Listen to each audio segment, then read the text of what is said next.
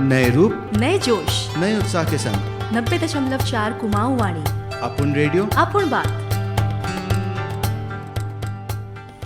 तो दोस्तों, आज बाघ दिवस उपलक्ष्य में हमारे साथ आयल पुनः एक थोड़ा देर बाद एक मेहमान जुड़ल जो थे Corbett foundation director doctor Haren Bargali जी।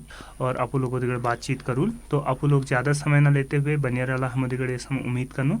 तो चलनो नर पास और सीधा सजानो कि आज विश्व बाघ दिवस उपलक्ष्य में हम जुड़े हमारा श्रोताओं तक अपन बातें और विचार साझा करल। तो हमारे आयल छे कॉर्बेट फाउंडेशन जो डायरेक्टर छे डॉक्टर हरेन बरगली जी। स्वागत करनो नर। नमस्कार सर, स्वागत है आपका रेडियो कुमाऊनी में। हाँ नमस्कार जी, श्रोताओं को नमस्कार जी। सर, एक संक्षिप्त परिचय आप खुद भी हमारे श्रोताओं तक पहुंचाएंगे तो वो भी आप जुड़ाव महसूस करेंगे और जान पाएंगे कि आप कैसे उन तक पहुंच रहे हैं। जी, मेरा नाम डॉक्टर हरेन सिंह बरगली है जी। और मैं रहने वाला यहाँ उत्तराखंड का ही हूँ जी। और मेरी जो पढ़ाई हुई है, जो मेरी पीएचडी हुई है, वो भालुओं के ऊपर करी है मैंने भारतीय वन्य जीवन संस्थान से। जी। और अभी मैं लगभग 12 वर्षों से मैं कॉर्बेट फाउंडेशन में उप निदेशक के पद पर कार्यरत हूँ। जी। तो जो हमारा फाउंडेशन है कॉर्बेट फाउंडेशन, तो हम लोग कॉर्बेट में मध्य प्रदेश में बांधवगढ़, कान्हा, काजीरंगा और कच्छ गुजरात में इतनी जगह हमारी शाखाएं हैं और हर जगह हम लोग जो अन्य संस्थाएं हैं उनके साथ मिलके और हम लोग स्वयं अपने प्रोग्राम चला के वनों और वन्य जीवों की रक्षा के प्रोग्राम चला रहे हैं। जी। सर, आपने कहा कि वनों और वन्य जीवों की सुरक्षा पर का प्रोग्राम चला रहे हैं और जो समय अभी आज जो विशेष दिवस है बाघों के लिए, विश्व बाघ दिवस, तो बाघों के बारे में आप क्या काम कर रहे हैं वो थोड़ा सा हमें बताएं कि बाघों के संरक्षण के लिए आप क्या काम करते हैं आपका फाउंडेशन। देखिए, अगर आप बाघों की संख्या की बात करते हैं तो हमारे देश में बाघों की संख्या बहुत कम हो गई थी और पूरे जो बाघों का जो पूरा उनका जो रेंज होती है जो हमारे देश में और जो बाहर के विदेशों में जहाँ जहाँ बाघों का जो क्षेत्र थे विचरण वाले, तो उनकी संख्या में एक बहुत अधिक कमी हो गई थी। जी। तो उसके बाद फिर जब हमारे देश में और अन्य देशों ने जो भी स्टेप उठाए थे या जो उनके कदम उठाए थे, तो उसमें यह हुआ कि धीरे धीरे बाघों की संख्या बढ़ना शुरू हुआ। जी। तो अगर मैं कॉर्बेट की बात कहूँ या हमारे जो बांधवगढ़ की, कान्हा की या काजीरंगा की बात करूं, तो हर जगह अगर क्या होगा कि अगर बाघों की संख्या बढ़ेगी तो वो एक अच्छी बात है कि बाघों की संख्या एक संरक्षण होना चाहिए और क्योंकि जंगल उनके द्वारा ही संरक्षित होते हैं। जी। एक जो पूरा इकोसिस्टम होता है, तो बाघों को जब जहाँ बाघ होते हैं तो उनके लिए वहाँ उनके जो भोजन होता है, हिरण होते हैं या दूसरे जो आपके प्राणी होते हैं इस टाइप के शाकाहारी प्राणी होते हैं, तो उनकी संख्या होना भी आवश्यक होता है। जी। अगर उनकी संख्या वहाँ है जो शाकाहारी हैं और बाघ भी हैं, तो इससे क्या होता है कि मानव वन्य जीव संघर्ष होता है। जी। जो हिरण हैं जो और दूसरे सुअर हैं या जो दूसरी प्रजातियां शाकाहारी, वो हमारे जो स्थानीय लोग हैं उनके खेतों में नुकसान करते हैं। या जो बाघ है, जहाँ बाघ होगा तो वहाँ लेपर्ड, गुलदार भी होगा। तो इस प्रकार के जानवर क्या होता है जो स्थानीय लोगों में होता है, कभी कभी उनमें उनको घायल होते हैं या कभी कभी मृत्यु भी हो जाती है। तो इस प्रकार की घटनाएं होती हैं। तो हमारा जो फाउंडेशन है, हमारा मुख्य उद्देश्य ये है कि हम जो मानव वन्य जीव संघर्ष है उसको हम कम करें। जी। तो उसके लिए हमारे अनेक प्रोग्राम। जी जी जी जी आप कंटिन्यू करें अपनी बात को। हाँ, उसके लिए हमारे जो प्रोग्राम होते हैं कि उसमें ये है कि अगर हम उसको एक सोचे कि कैसे इस मानव वन्य जीव संघर्ष को कम किया जाए, तो हमारा उसमें हम लोग एक होलिस्टिक कह सकते हैं या उसको एक संपूर्ण एक प्रक्रिया को लेकर चलते हैं कि अगर हमको इस संघर्ष को देखना है तो हमको उसमें जागरूकता भी फैलानी होगी, उसमें हमको शोध भी करना होगा। जी। उसमें स्थानीय लोगों की बातें भी समझनी होंगी। जी। उनके रोजगार की बात भी करनी होगी। जी। और उनके लिए क्या प्रबंध हो सकते हैं जिससे संघर्ष कम हो। जैसे फेंस कौन सी हो सकती है, तारवाड़ कौन सी हो सकती है। जी। या आदमी को जो परेशानी हो रही कि समय से मुआवजा नहीं मिल रहा, तो उसकी समस्या को हम कैसे दूर कर सकते हैं और क्या हम ऐसा कर सकते हैं कि जिससे मानव वन्य जीव संघर्ष कम हो। जी। तो और उनकी आजीविका में बढ़ोतरी हो। तो इस प्रकार से हमारे अलग अलग प्रोग्राम है जो स्थानीय लोगों की आजीविका से लेके इस विषय में एक रिसर्च से लेके सारे पहलुओं पर केंद्रित हैं। जी। तो मुख्य उद्देश्य यही है कि मानव वन्य जीव संघर्ष कम हो और इसमें हम लोग वन विभाग के साथ मिलके और स्थानीय लोगों के साथ मिलके उस इलाके में वन्य जीवों का संरक्षण सुनिश्चित करें। जी। तो सर आपने बताया कि आपका फाउंडेशन मध्य प्रदेश में, उत्तराखंड में, बहुत सारी जगहों पे, गुजरात में इन सब कामों को चला रहा है। तो सर जैसे कि हमारे क्षेत्र में भी देखा गया है पिछले कुछ समय से गाँवों में गुलदार और बाघ के आक्रमण से कुछ लोगों को अपनी जान गंवानी पड़ी और कुछ इंसानों के आक्रमण से बाघों को और गुलदारों को अपनी जान गंवानी पड़ी। तो इस तरह का संघर्ष अब हर जगह देखा जा रहा है। तो इन क्षेत्रों से बाहर निकल के आपका फाउंडेशन कैसे काम कर रहा है, जैसे गांव स्तर पर हम बात करें तो?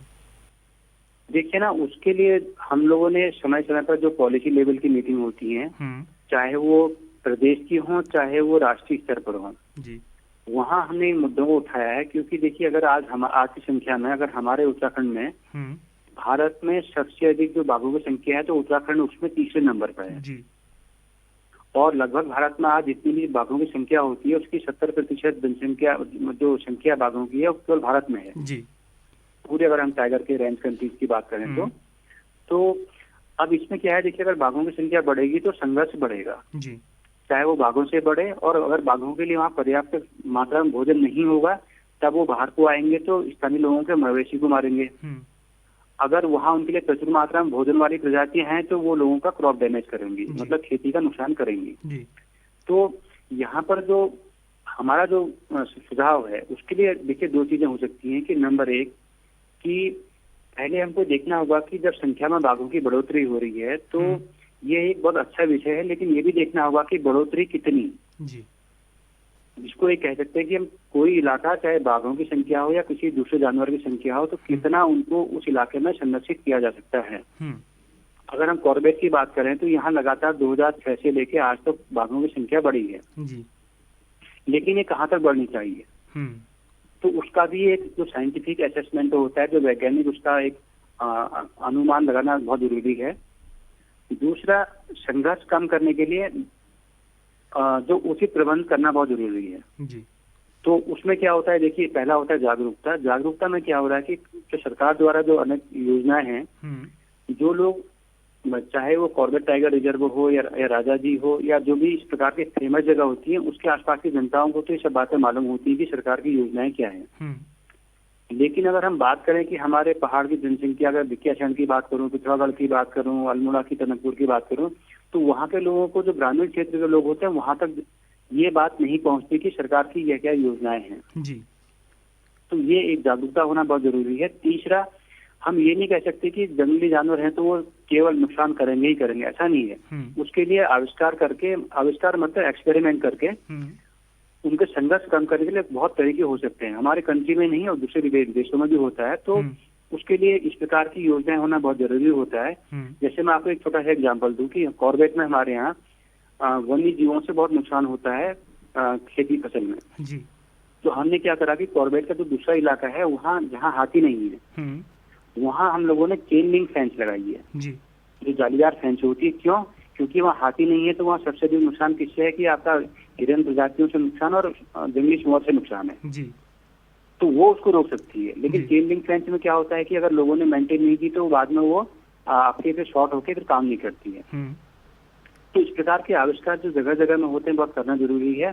और तीसरा ये है कि जो भी हमारे यहाँ संरक्षण में जो हमको सफलता मिली है या कॉर्बेट में जो भी यहाँ का जो अभी यहाँ का टूरिज्म होता है, जो चाहे राजा जी का हो, कॉर्बेट का हो, इसका एक जो सर्टेन परसेंटेज होता है, जो भी उसमें से इनकम होती है, उस इनकम को विकास की योजनाओं में लगाना बहुत जरूरी है जी। तो अगर हम बात करें कि वन्यजीव संघर्ष की बात करें, मानव वन्यजीव संघर्ष की बात करें, तो इसके लिए ठोस उपाय होना बहुत जरूरी है। जंगलों में जानवरों की संख्या कितनी होनी चाहिए उसका असेसमेंट होना बहुत जरूरी है। तीसरा, प्रत्येक आदमी को, चाहे वो कितना भी इंटीरियर इलाके में रह रहे हैं, वहाँ के लिए भी जागरूकता, जो भी हमारे सरकार के प्रोग्राम है उनके बारे में जागरूकता होना बहुत जरूरी है जी सर। सर आपकी बात बहुत सही था कि इस कदम में कि बढ़ती बाघों की संख्या आखिर कहाँ तक, क्योंकि एक बहुत इंटरेस्टिंग नंबर मैं देख रहा हूँ कि 2006 में जहाँ बाघों की संख्या 1411 थी तो वहीं 2020 में हम खड़े हैं तो वो 2967 हो चुकी है। यानी कि इन 14 सालों में हम लगभग दोगुनी से भी ज़्यादा संख्या पार कर चुके हैं बाघों की भारत में। और जैसे आपने ही कहा कि 70% से ज़्यादा बाघ भारत में हैं अभी पूरे विश्व के, तो हमारी जिम्मेदारियां भी बहुत बढ़ जाती हैं भारतवासियों की बाघों के संरक्षण में। लेकिन इस बढ़ते संघर्ष में हम अब लोगों को क्या जागरूकता पहुंचाएं, कि लोगों को कैसे बता पाएं कि ये हमारे जो फूड चेन है उसके लिए महत्वपूर्ण है। एक संदेश आपकी तरफ से जाते जाते हम चाहेंगे। देखिए ना, अगर हमको बाघों का संरक्षण सुनिश्चित करना है तो वो बिना स्थानीय जन सहयोग के नहीं हो सकता जी। दूसरा, अगर हमको आने वाले समय में बाघों का अगर संरक्षण सुनिश्चित करना है तो उसके लिए जरूरी है कि जो भी वहाँ के स्थानीय लोगों की समस्याएं हैं उनके लिए ठोस कदम उठाना बहुत आवश्यक है। और ऐसा नहीं हो सकता कि वो कदम ना मिले या उस प्रकार के इंटरवेंशन से ना मिले। ऐसा जरूर हो सकता है कि समय लगे, लेकिन जब तक अगर चाहे सफलता मिले न मिले, अगर ठोस कदम उठाए जाएंगे तो हमेशा वहाँ की स्थानीय जनता समर्थन करेगी। जी, बहुत बहुत धन्यवाद सर। स्थानीय जनसंख्या समर्थन करेगी और उम्मीद करते हैं कि स्थानीय लोग समझें कि बाघ हमारे पूरे पारिस्थितिकी तंत्र के लिए क्यों महत्वपूर्ण है। आपने अपने कीमती समय से बहुत समय निकालकर हमारे श्रोताओं तक आप रूबरू हुए, इसके लिए बहुत बहुत धन्यवाद। नए रूप, नए जोश, नए उत्साह के संग 90.4 कुमाऊं वाणी। आपण रेडियो, आपण बात।